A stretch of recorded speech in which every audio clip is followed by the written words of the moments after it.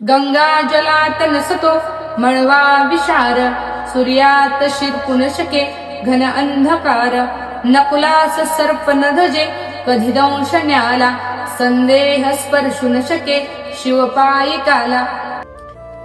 ज्याप्रमाणे समस्त हिंदुस्थानाला गंगा माता पवित्र आहे, पण त्या पवित्र असणाऱ्या गंगामातेत मळ किंवा विष आढळत नाही. ती अखंडपणे स्वच्छच राहते. किंवा सूर्य जसा तेजस्वी आहे, प्रखर आहे, पण तो कधी काळोखाला अंधाराला स्थान देत नाही.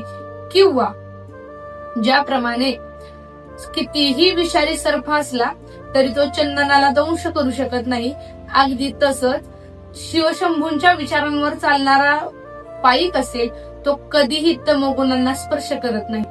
जय शंभूराज.